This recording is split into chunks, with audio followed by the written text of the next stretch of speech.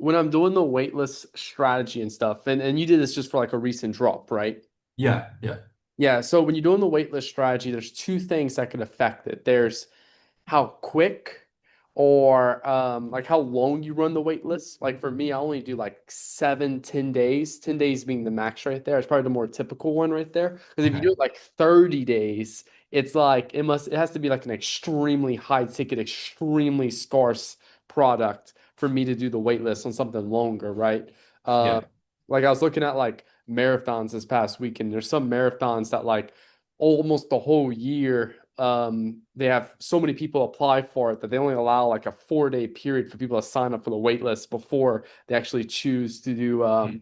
like actually allow the tickets to be sold and stuff like that. So the time you do it, and then from there, what you're telling people on the landing page. I like to do a landing page where we're sending traffic to. I know I sent you the one for Gritty Soul last year, a couple years ago for Black Friday and stuff. So the actual landing page itself. And then lastly, the email nurture sequence. That's going to be huge right there, the email nurture sequence. And we've seen it as far as like collection drops, for example. We've just seen some collections do better than other collections.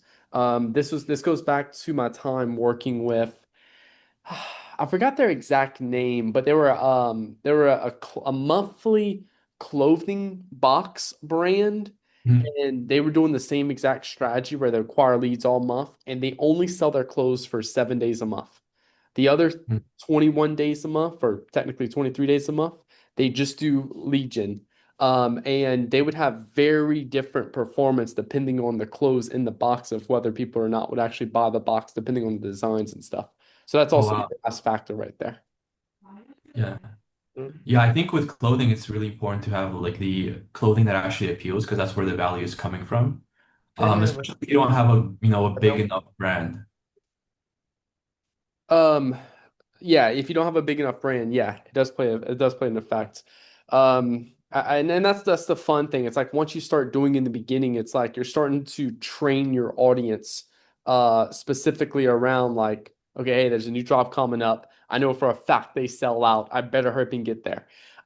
So that's also another thing is that like I don't know if this is your first time ever doing a wait list or a first time like doing it for a regular drop.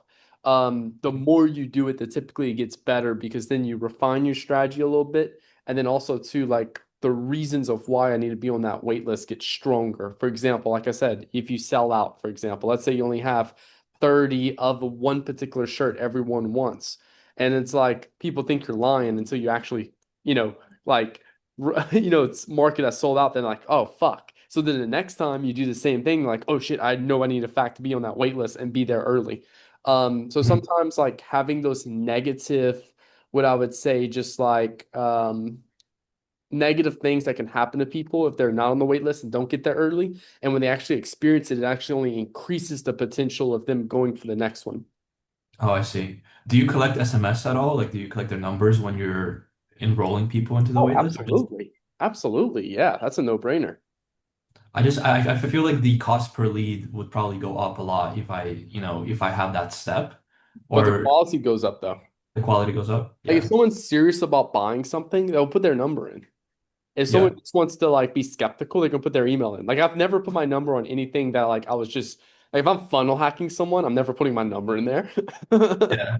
But Yeah. if I'm like actually serious about buying something, I'm putting my number in because then it's like just helps me like I don't know, it just shows I'm more serious.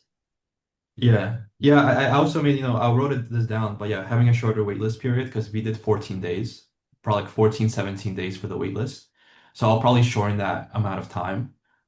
I'll do Did the y'all post on Instagram every day about it as well? That you put Oh yeah, dude. Yeah, stories, yeah, crazy. Like all that? we were posting organically TikTok, Instagram twice a day, like leading up to the whole, the drop. So the Nice. organic was there, and I was the way I was collecting leads. Actually, I was kind of boosting the posts, like through Meta. I was kind of promoting the organic posts and then Yeah. trying to get leads that way.